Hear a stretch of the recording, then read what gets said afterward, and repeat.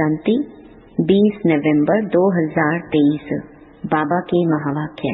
मीठे बच्चे, ever healthy ever wealthy बनने के लिए तुम अभी डायरेक्ट अपना तन मन धन इंश्योर करो।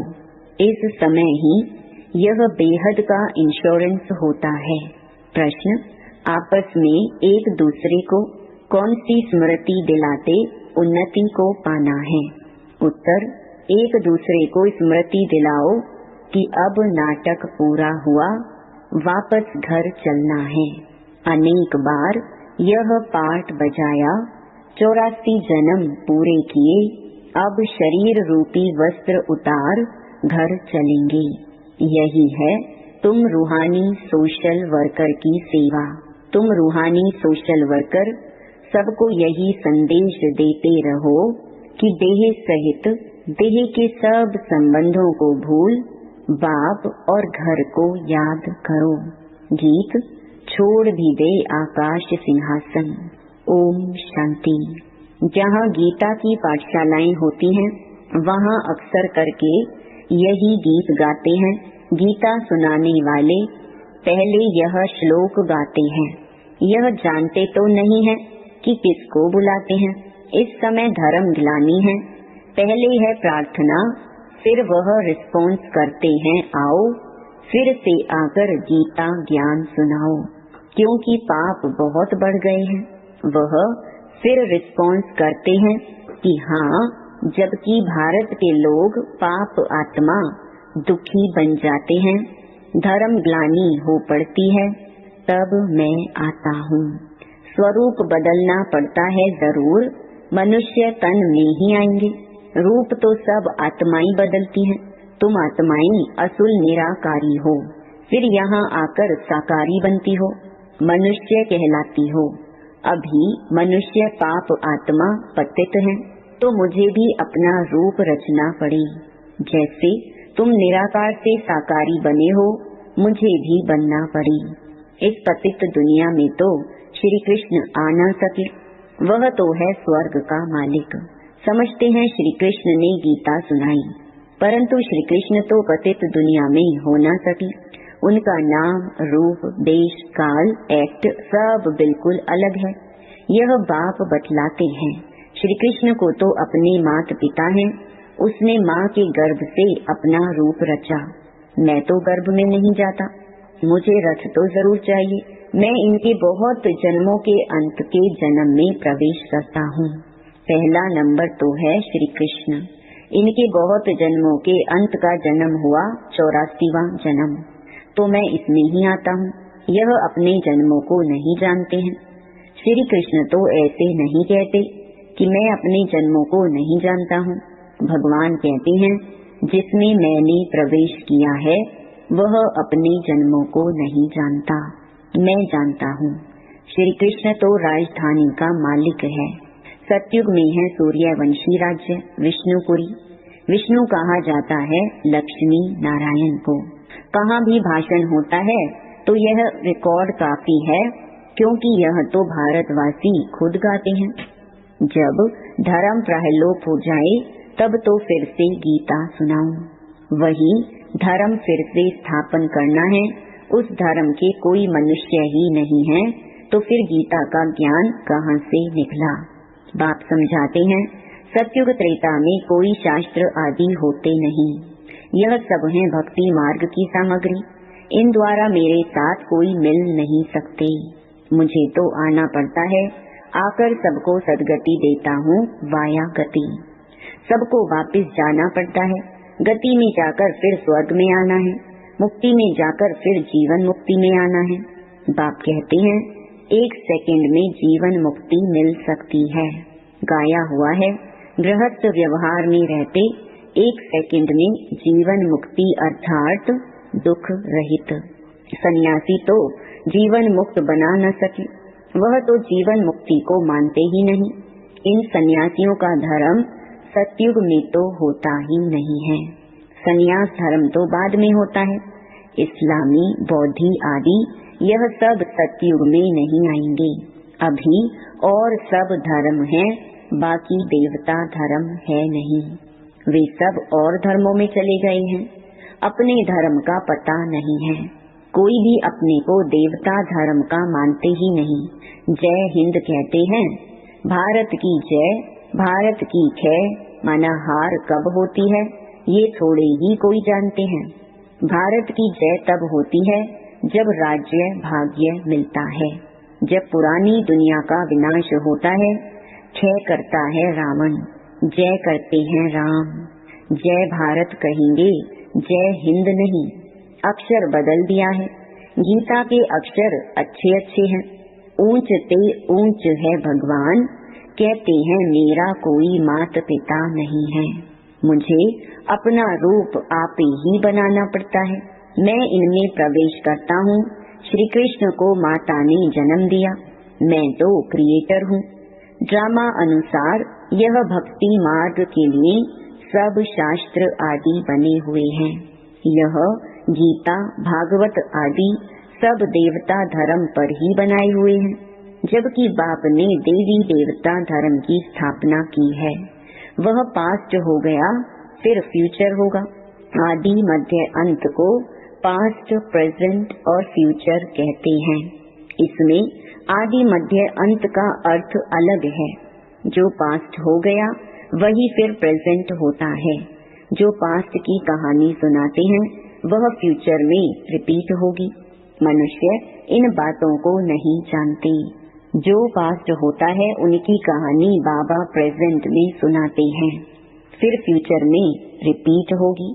बड़ी समझने की बातें हैं, बड़ी रिफाइन बुद्धि चाहिए। कहाँ भी तुमको बुलाते हैं तो भाषण बच्चों को करना है। सन शोज फादर, बच्चे बताएंगे हमारा फादर कौन है। फादर तो जरूर चाहिए, नहीं तो वर्षा कैसे लेंगे। तुम तो बहुत ऊंचे से ऊंचे हो, परंतु इन बड़े आदमियों को भी मान देना पड़ता है। तुम्हें सबको बाप का परिचय देना है। सब गॉड फादर को पुकारते हैं, प्रार्थना करते हैं, हे गॉड फादर आओ, लेकिन वह है कौन। तुम्हें शिव बाबा की भी महिमा करनी है, श्री कृष्ण की भी महिमा करनी है और भारत की भी महिमा करनी है। भारत शिवालय हेवन था। 5000 वर्ष पहले देवी देवताओं का राज्य था। वह किसने स्थापन किया? जरूर ऊंच ते ऊंच भगवान ने। ऊंच ते ऊंच निराकार परम पिता परमात्मा शिवाय नमः हुआ। शिव जयंती भारतवासी मनाते हैं, परंतु शिव कब पधारे थे यह किसको पता नहीं है। जरूर हेवन से पहले संगम पर आया होगा। कहते हैं कल्प कल्प के संगम युगे युगे आता हूँ, हरेक युग में नहीं। अगर हरेक युग कहो तो भी 4 अवतार होने चाहिए। उन्होंने तो कितने अवतार दिखाए हैं। ऊंचे से ऊंचा एक बाप है जो ही हेवन रचते हैं। भारत ही हेवन था, वाइसलेस था। फिर तुम यह प्रश्न उठा नहीं सकते हो कि बच्चे कैसे पैदा होते हैं। वह तो जो रस्म रिवाज होगी वह चलेगी। तुम क्यों फिक्र करते हो? पहले तुम बाप को तो जानो। वहाँ आत्मा का ज्ञान रहता है। हम आत्मा एक शरीर छोड़ दूसरा लेती हैं। रोने की बात नहीं, कभी अकाले मृत्यु नहीं होती है। खुशी से शरीर छोड़ देते हैं। तो बाप ने समझाया है मैं कैसे रूप बदलकर आता हूँ। श्री कृष्ण के लिए नहीं कहेंगे, वह तो गर्भ से जन्म लेते हैं। ब्रह्मा विष्णु शंकर हैं सूक्ष्म वतन वासी। प्रजापिता तो जरूर यहाँ चाहिए, हम उनकी संतान हैं। वह निराकार बाप अविनाशी है, हम आत्माएं भी अविनाशी हैं, परंतु हमको पुनर्जन्म में जरूर आना है। यह ड्रामा बना हुआ है। कहते हैं फिर से आकर गीता का ज्ञान सुनाओ, तो जरूर सब चक्कर में आएंगे जो होकर गए हैं। बाप भी होकर गए हैं, फिर आए हुए हैं। कहते हैं फिर से आकर गीता सुनाता हूँ। बुलाते हैं पतित पावन आओ, तो जरूर पतित दुनिया है। सब पतित हैं, तब तो पाप धोने के लिए गंगा स्नान करने जाते हैं। स्वर्ग में यह भारत ही था। भारत है ऊंच अविनाशी खंड, सबका तीर्थ स्थान। सब मनुष्य मात्र पतित हैं। सबको जीवन मुक्ति देने वाला वह बाप है। जरूर जो इतनी बड़ी सर्विस करते हैं उनकी महिमा गानी चाहिए। अविनाशी बाप का बर्थ प्लेस है भारत, वही सबको पावन बनाने वाला है। बाप अपने बर्थ प्लेस को छोड़ और कहाँ जा न सके, तो बाप बैठ समझाते हैं मैं कैसे रूप रचता हूँ। सारा मदार धारणा पर है, धारणा पर ही तुम बच्चों का मर्तबा है। सबकी मुरली एक जैसी हो नहीं सकती। भल काठ की मुरली सब बजाएं तो भी एक जैसी नहीं बजा सकते। हर एक की एक्ट का पार्ट अलग है। इतनी छोटी सी आत्मा में कितना भारी पार्ट है। परमात्मा भी कहते हैं हम पार्टधारी हैं। जब धर्म ग्लानि होती है तब मैं आता हूँ। भक्ति मार्ग में भी मैं देता हूँ। ईश्वर अर्थ दान पुण्य करते हैं तो ईश्वर ही उनका फल देते हैं। सब अपने को इंश्योर करते हैं, जानते हैं इसका फल दूसरे जन्म में मिलेगा। तुम इंश्योर करते हो 21 जन्मों के लिए। वह है हद का इंश्योरेंस इनडायरेक्ट और यह है बेहद का इंश्योरेंस डायरेक्ट। तुम तन मन धन से अपने को इंश्योर करते हो, फिर अथाह धन पाएंगे, एवर हेल्दी वेल्दी बनेंगे। तुम डायरेक्ट इंश्योर कर रहे हो। मनुष्य ईश्वर अर्थ दान करते हैं, समझते हैं ईश्वर देगा। वह कैसे दिलाते हैं यह थोड़े ही समझते हैं।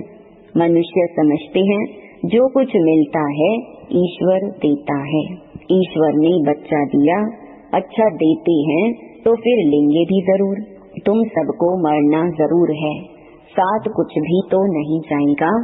यह शरीर भी खत्म होना है, इसीलिए अब जो इंश्योर करना है वह करो, फिर 21 जन्म इंश्योर हो जाएंगे।